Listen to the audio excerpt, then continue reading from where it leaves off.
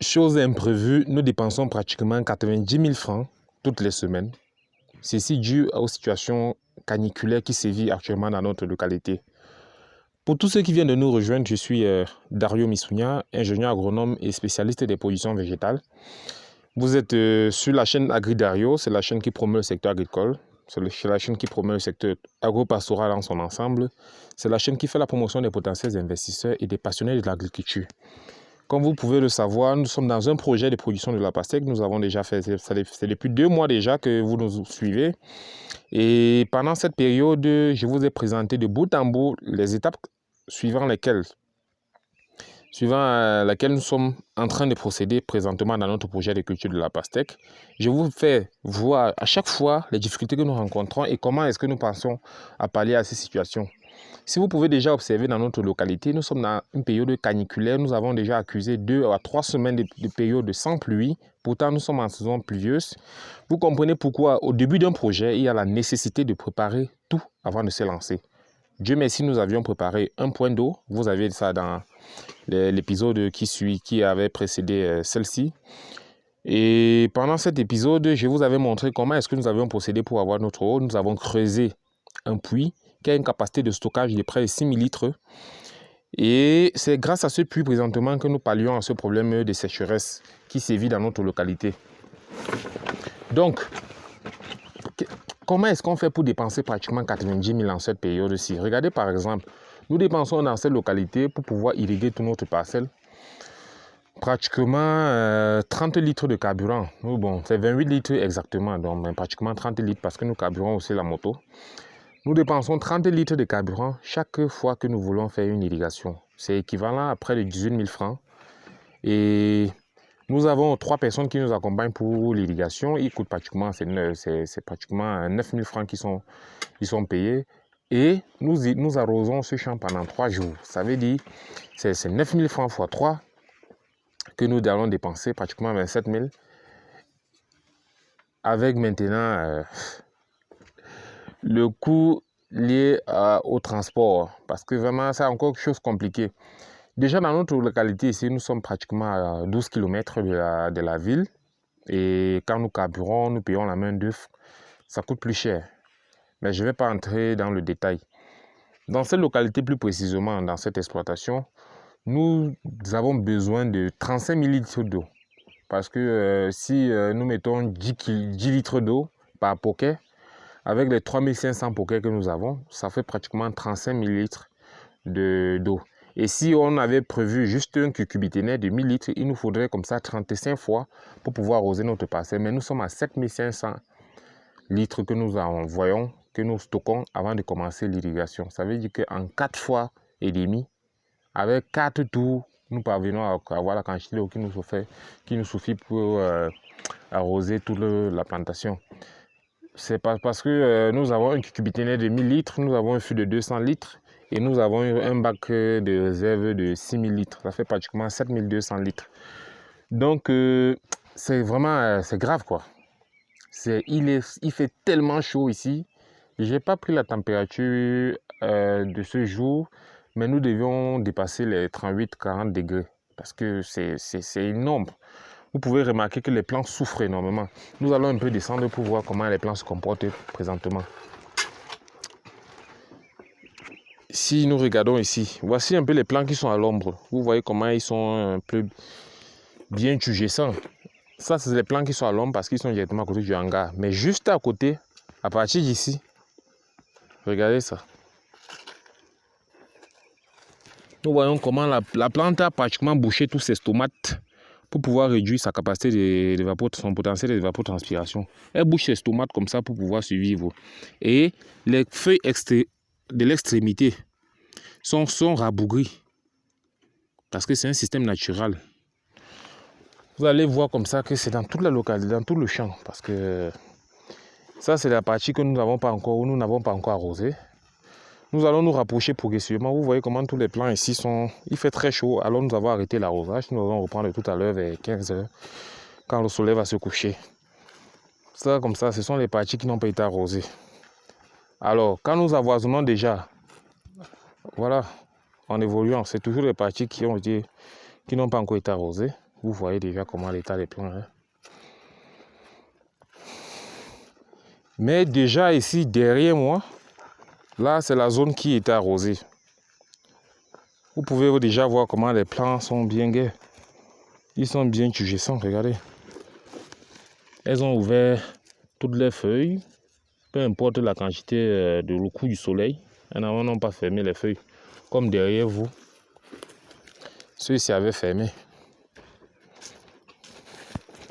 Regardez la différence. Ça, c'est un plant qui n'a pas encore été arrosé. Regardez comment le sol est sec là. Et là, directement, quand nous avons arrosé, vous pouvez voir. Donc pratiquement, on vient juste d'arroser. Donc, et c'est une étape très cruciale parce que nous avons déjà les fruits qui commencent déjà à sortir. Vous pouvez faire déjà la différence, comme je vous avais présenté dans une vidéo, comment différencier les fleurs femelles des fleurs mâles. Vous pouvez voir, voici la fleur femelle. C'est celle-ci qui va donner le fruit de la pastèque.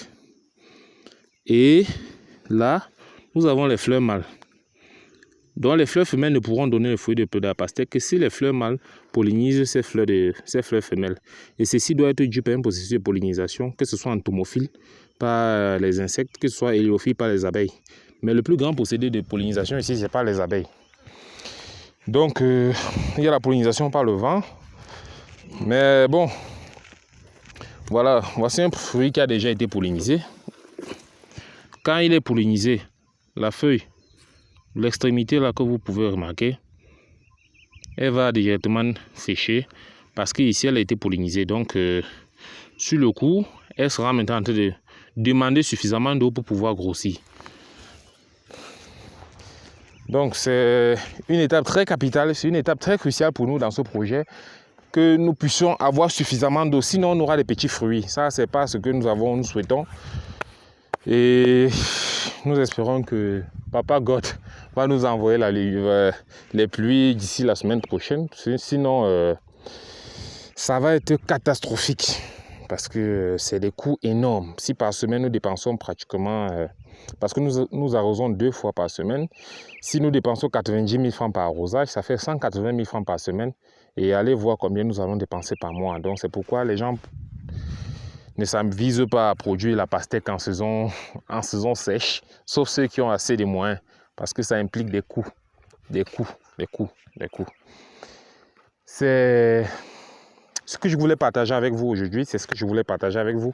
La difficulté que nous sommes en train de rencontrer dans cette localité présentement, ce n'était pas prévu d'avoir un manque de pluie en cette période. Mais comme tout bon investisseur, comme tout bon promoteur de l'agriculture, comme tout bon ingénieur, nous avons prévu cela pour ne pas que ce soit un imprévu. Parce que si je vous dis que c'était un imprévu, mais ce que nous allons abandonner, quoi. Et derrière vous, vous avez vu déjà comment une autre stratégie que nous avons essayé d'utiliser ici pour pouvoir barricader notre champ avec des sacs. Vous voyez des sacs blancs là. C'est des sacs qui sont chargés de rechasser, de repousser les oiseaux et les singes. Nous sommes dans une localité où les singes, vraiment, je vous assure, c'est terrible. Ce qu'on nous a rapporté dans cette localité, c'est que quand vous êtes déjà à la phase de fructification, les singes arrivent dans votre champ.